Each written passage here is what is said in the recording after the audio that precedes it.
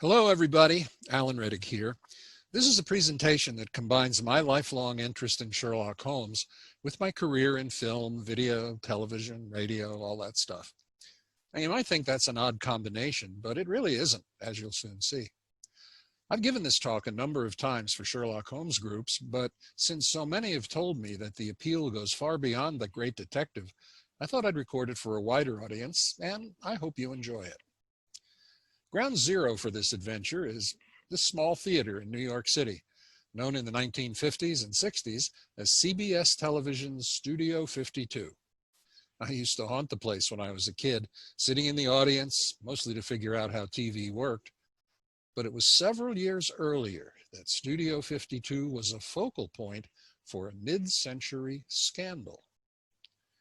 One of the most famous Sherlock Holmes stories is called A Scandal in Bohemia. But this is the story of a scandal in Manhattan. Now, if you wanted to see a Broadway show in 1956, you had lots of choices. And here are just a few of them. There was Frank Loesser's Most Happy Fella, there was Leonard Bernstein's Candide, and so many others. It was truly a banner year on the Great White Way, chock full of shows that are still produced today. And by far the biggest hit on Broadway in 1956 opened in March here at the Mark Hellinger Theater.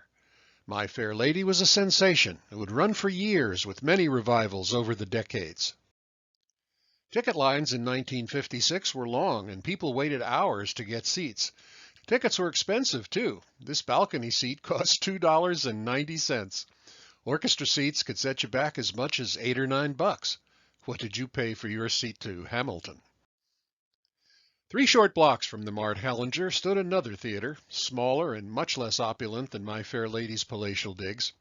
Built in 1927 as the Gallo Theater, it had been renamed the New Yorker until CBS converted it to a radio studio and gave it the workaday name Studio 52. With the advent of television, the network added cameras, and it became home to many variety programs and quiz shows. At 10 p.m. on Tuesday, June 7, 1955, Studio 52's lights came up on a new quiz show, one that would become a nationwide sensation and a ratings bonanza for CBS. The $64,000 question promised that formidable sum to contestants who could answer a series of increasingly difficult questions on a subject chosen by them. Not confined to a classroom or a university, the show became must-see TV for a huge swath of America and warmed the heart of its only sponsor, Revlon Cosmetics. Why the fuss? Well, the top reason was the allure of the biggest cash prize in quiz show history. Those $64,000 in the mid-50s translate to more than $590,000 today.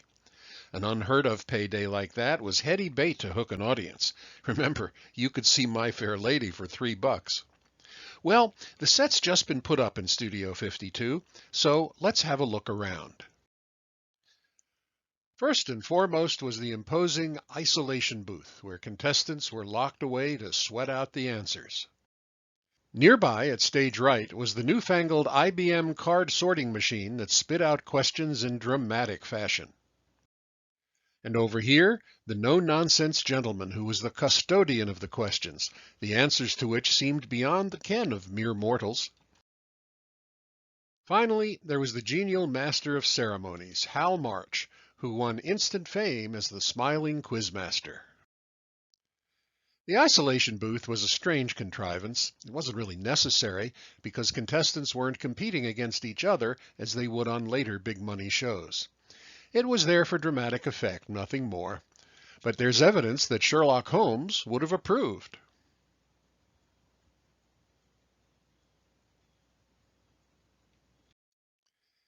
The $64,000 question was a true overnight sensation.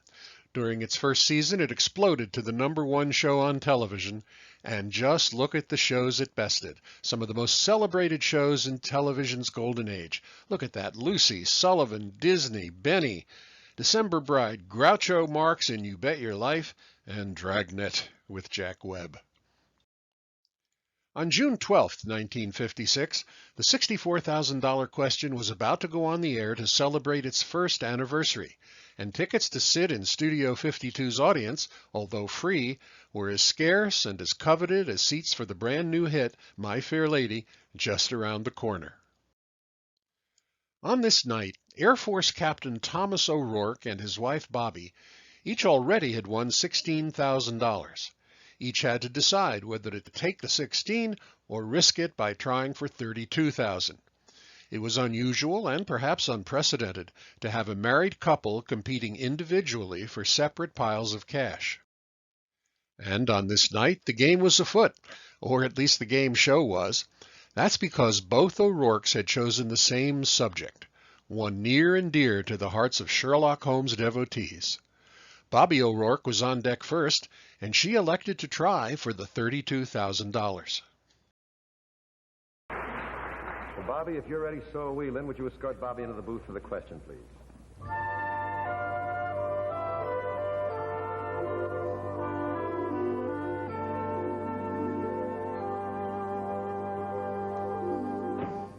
Okay, Bobby? Fine. Comfortable? A little warm. Well, let's hope that you're not in there too long. You ready for the question? Yes. May I have it, please? Thanks, Ben. Bobby, as you remember, I'll read the question once. I won't repeat it. You'll then have 30 seconds to determine your answer, okay? Here we are in the category of Sherlock Holmes. Concealment of identity under an alias is a feature of many of the adventures of Sherlock Holmes. For example, Hugh Boone, the beggar, proved to be the respectable Mr. Neville St. Clair in the case of the man with the twisted lip. For $32,000, I will give you 7 names. You give me the title of the story and give another name by which this character was ever known. Here are the names. First, Waldron. Next, Signora Victor Durando. Third, Henry Peters. Then, Jack McMurdo. Next, James Winter. Sixth, Vandeleur, the schoolmaster. And finally, James Armitage. You have 30 seconds to think over your answer. Good luck, Bobby.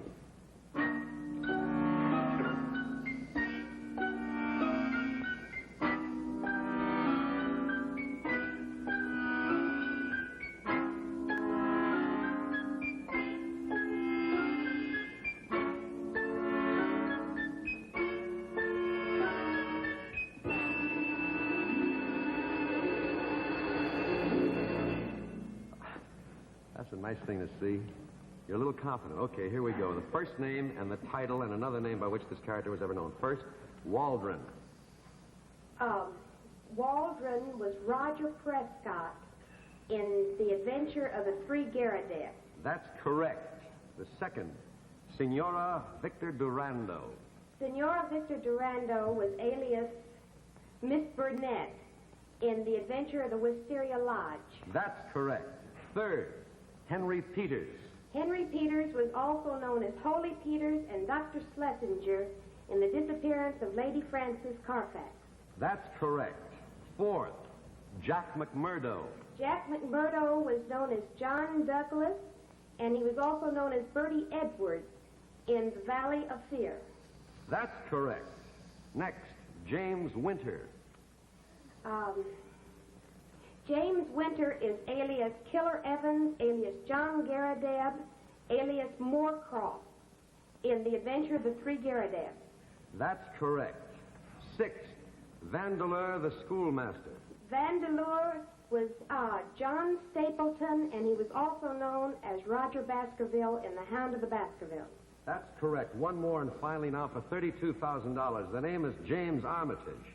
James Armitage was J.P. Trevor in The Gloria Scott. That's correct for $32,000. So, Bobby scored big, winning a cool $32,000. Would her husband do as well? Well, there's only one way to find out. If you're ready to get into as Captain McCutcheon once phrased it, the pressure cooker, so are we. Lynn, would you escort the captain in, please?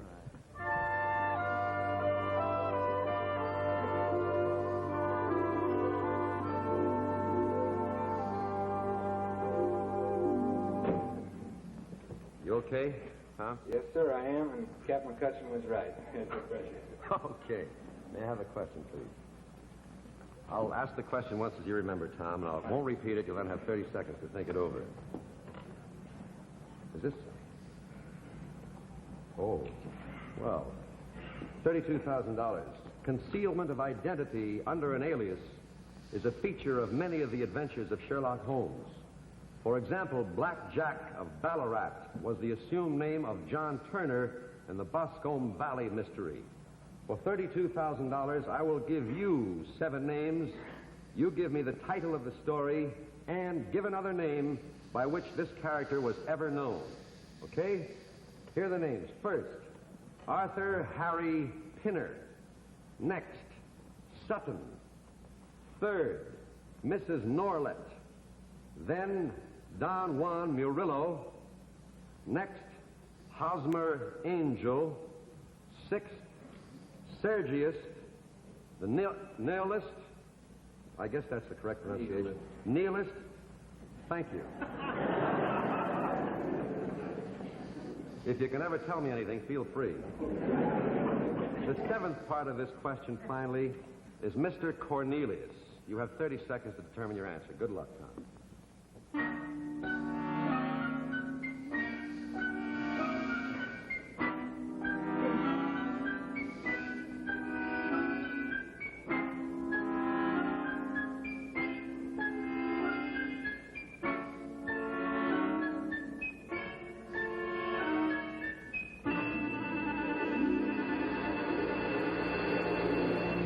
Okay, Tom, I want the title of the story and another name by which this character was ever known. First, Arthur Harry Pinner. That is Beddington. You want the story now? Yes. Beddington in the Stockbroker's Clerk. That's correct. Next, Sutton. Sutton is Blessington in the Adventure of the Resident Patient. That's correct. Third, Mrs. Norlett. Mrs. Norlett is Carrie Evans in Adventure of Shuscombe Old Place. That's correct. Fourth, Don Juan Murillo. Don Juan Murillo is the Tiger San Pedro alias Henderson, and later on in the story that they call him the Marquis of Montalva. And the story? The story is Adventure of Wisteria Lodge. That's correct. Fifth, Hosmer Angel. Hosmer Angel is James Windybank in the Case of Identity. That's correct. Sixth, Sergius, the Nihilist. This is warm.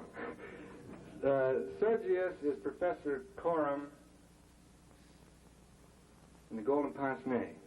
That's correct. One more now for $32,000, Tom. The name is Mr. Cornelius. Mr. Cornelius is Jonas Oldacre in The Adventure of the Norwood Builder. You're right for $32,000.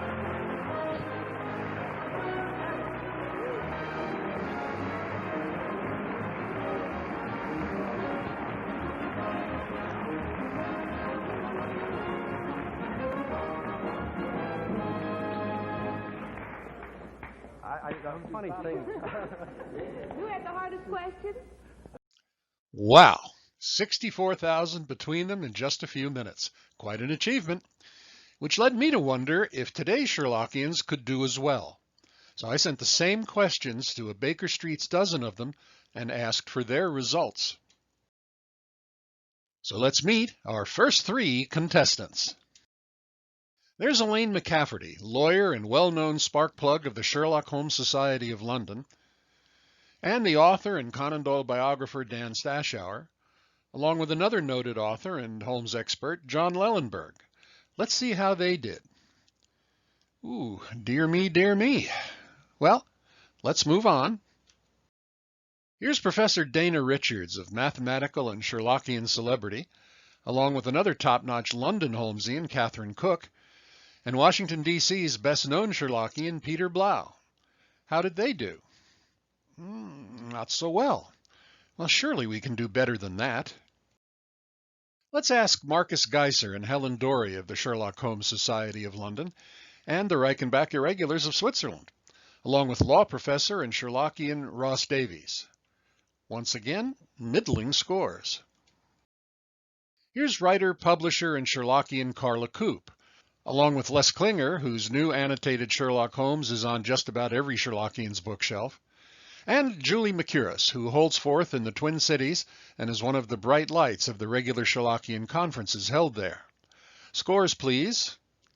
Well, we seem to be in a pretty serious rut. There's just one person left who might bail us out. And it's Roger Johnson, another of the fine Holmesian experts over at the Sherlock Holmes Society of London. Let's see how he did. 26 of 28. Well, that's really excellent. But it's really no surprise because our friend Roger goes on quiz shows as a hobby. Now, the 4 shows here are not category specific, so that's a terrific accomplishment. But he also went on the Fanatics on the subject of Sherlock Holmes, and to nobody's surprise, he won there too. His prize on the Fanatics was this very Holmesian silk dressing gown and a trip to Switzerland for him and his wife and fellow Holmesian Jean. So, how did it happen? Back in 1956, how did this couple from Ohio, heretofore and hereafter unknown in Sherlockian circles, succeed so brilliantly where today's devotees could not? Well, let's all just say it together. The show was rigged. Of course it was. The surprising thing to me is that none of the top-notch Sherlockians of the day caught on, or if they did, as far as I can tell, they didn't say anything about it. The founding editor of the Baker Street Journal, Edgar W. Smith, did write a few lines about the O'Rourkes, where he seemed to accept their accomplishment at face value. But there were real shenanigans going on that led to some real detecting, and the slippery slope began with the $64,000 question. Lou Cowan was a veteran quiz show producer going back to radio and the famous Quiz Kids show. In 1955, he came up with the idea for the $64,000 question and called his friend, the king of the quiz shows, Mark Goodson, to talk it over. So I told Lou I felt that it was an interesting idea in theory, but I said in practice, I don't think that little people, average people, are ever going to reach for those high stakes and risk your money, or they're going to fail along the way. He said, I don't think you're right. I said, Lou, the only way this show is going to work is if it's rigged. Well, despite his friend's advice, Cowan refuses to rig the show, and it goes on the air on June 7th. But just a few weeks later, the president of CBS Incorporated, Dr. Frank Stanton, taps Cowan to run the TV network, and he leaves production of the quiz show to others. That's when the mischief starts. You've got to love a good euphemism, and contestant controls is a pretty classy one. The Revlon brothers, the show's agency, and all the rest of those people, Charles and Martin Revson in charge, they determined which contestants will win, which contestants will lose, who may stay, and who must go. Then, as we saw, the O'Rourkes each won $32,000. But the next week, both O'Rourkes declined to try for the top prize of $64,000. Why did they quit? Well, not everybody was given the answers, and some contestants were given the answers up to a point and then frozen out. Now, if you went for the big money and won, everything was great. But if you missed the $64,000 question, you got a consolation prize. Does anybody remember what it was? It was a brand new Cadillac, worth 7% of that sack of money. My own theory is that perhaps the producers felt that giving one family $128,000 would not sit well with the audience. But whatever the reason, the O'Rourkes headed for Studio 52's stage door with their combined $64,000. Just a few months later, and a few blocks away, over at NBC's 30 Rock, an even bigger money show debuts. It's called 21. This is the show's host and co-producer, Jack Barry. On that first show, there was no rigging, but the contestants couldn't come up with the answers. Blank. I'm sorry, Tishan. I'm sorry you don't score, and that puts you right back to 0. What are we going to do with these two fellas? It's supposed to be a quiz show. It's turning out to be the greatest comedy show on the air. It lacked all drama. It lacked all suspense. And next morning, the sponsor called my partner Jack Barry and me, and told us in no uncertain terms that he never wanted to see a repeat of what happened the previous night. And from that moment on, we decided to rig 21. A month later, a bright but somewhat annoying Herb Stempel appears on 21. He's introduced as a struggling student working his way through college on the GI Bill. His initial appearances are popular and score good ratings. Stempel is fed the answers for 6 broadcasts, but it's finally felt that he's not selling enough Geritol, and he's forced to take a dive and lose to Charles Van Doren.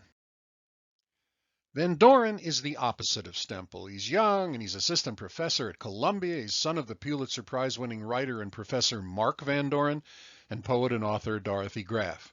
He's charming and he's made for television. Van Doren has a 15-show run where he wins $143,000.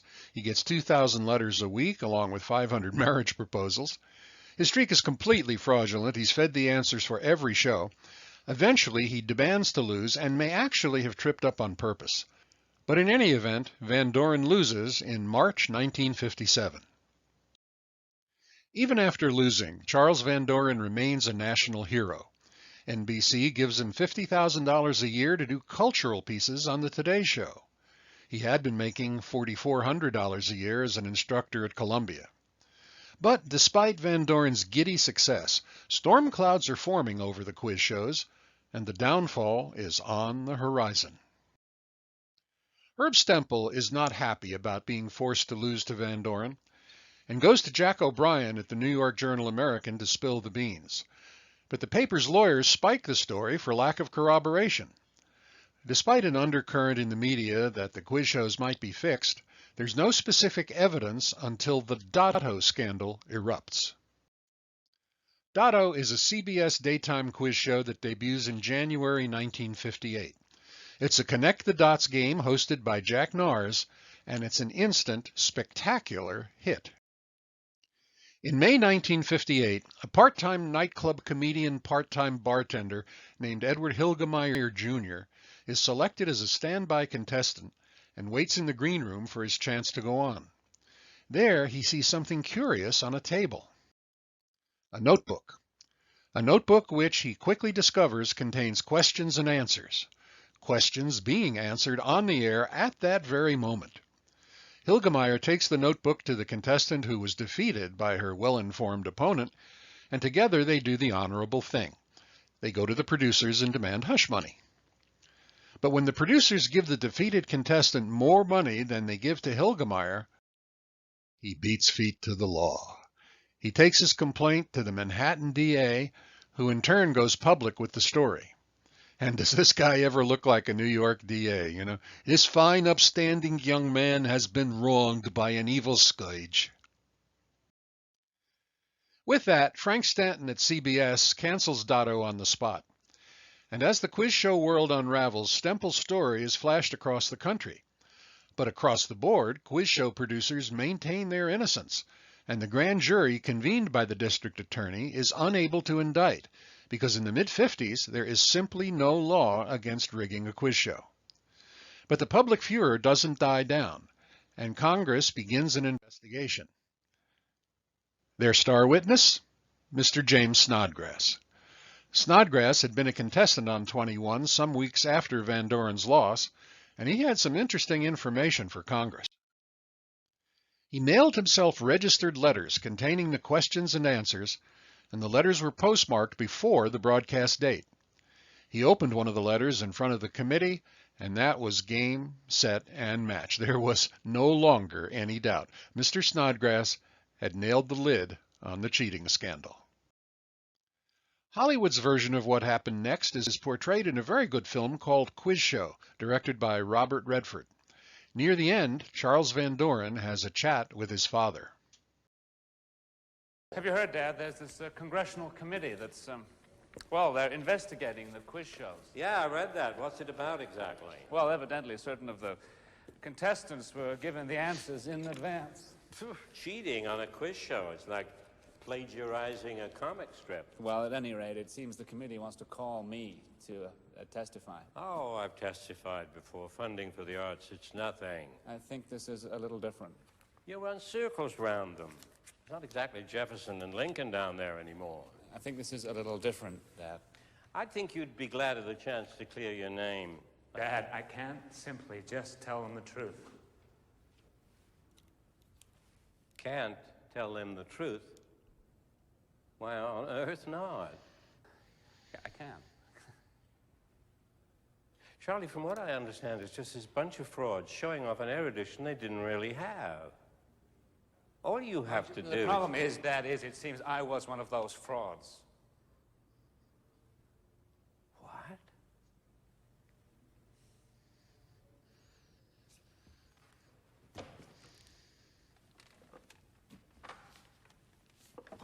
What do you mean? They gave me the answers. They gave you all that money to answer questions they knew you knew. Now, that's inflation. You're not being very helpful. I'm sorry, Charlie. I'm an old man. It's all a little difficult for me to comprehend. It's television, Dad. It's just television. You make it sound like you didn't have a choice. What was I supposed to do at that point? Disillusion the whole goddamn country? Charlie, you took the money. Yes, I know. Yeah, I took the money. Is that what this was about? No, I don't know. It was a goddamn quiz show, Charlie. An ill-favored thing, sir. This is not the time to play games. Not mine own. It was mine. Your name is mine.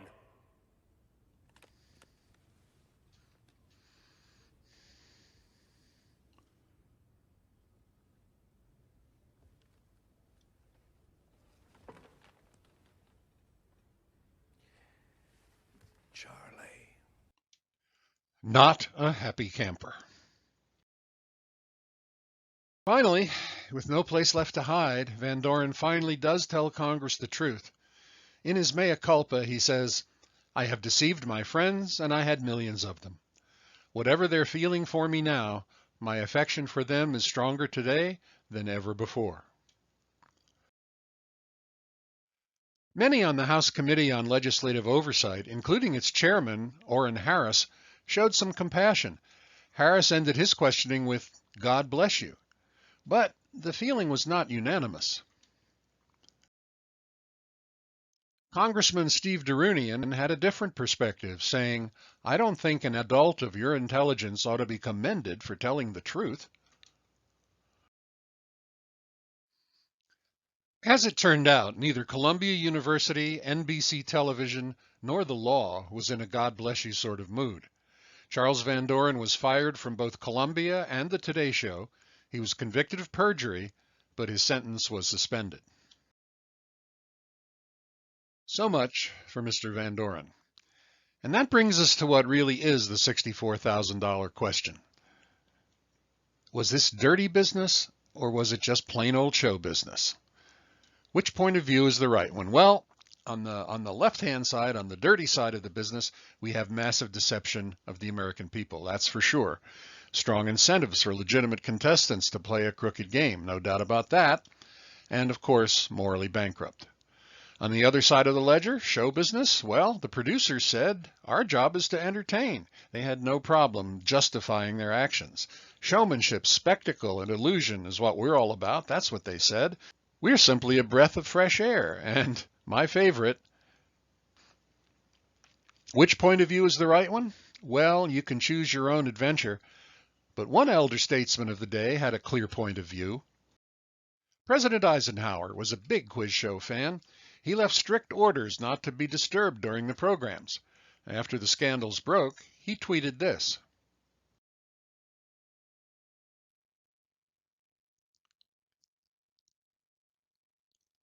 Conspire to confuse and deceive. Where have we heard that before? Finally, just a few postscripts. Including Van Doren, 18 producers and contestants were indicted for lying to a grand jury. The O'Rourkes apparently were not among them. The DA says 100 of the 150 people who testified did perjure themselves. Herb Stempel lost his winnings, giving him to an ex-con to set up an illegal gambling operation in Florida. Poor Herbie. He could never get anything right. And Charles Van Doren died on April 9th, 2019, at the age of 93. By the end of 1958, the big money quiz shows were off the air. Born in a bright flash, they burned like magnesium and were gone in what seemed like an instant. My Fair Lady fared better. It eventually moved from the Mark Hellinger to the Broadway Theater, where it closed in late 1962 after 6.5 years and 2,717 performances. And on February 16, 1965, another musical opened at that same Broadway theater. It was called Baker Street, and this is the program from the night I saw it as an eager 19-year-old Sherlockian. It starred Fritz Weaver and Inga Swenson, trying very hard to sound like Rex Harrison and Julie Andrews, and it marked the Broadway debuts of Tommy Tune and Christopher Walken. And so we come full circle. Was the quiz show scandal a mid-century morality play, or just a showbiz footnote? Brightly lighted TV studios can be very dark places. Well, that's it for our Scandal in Manhattan. I hope you enjoyed it, and I thank you for looking in. Hope to see you soon. Bye for now.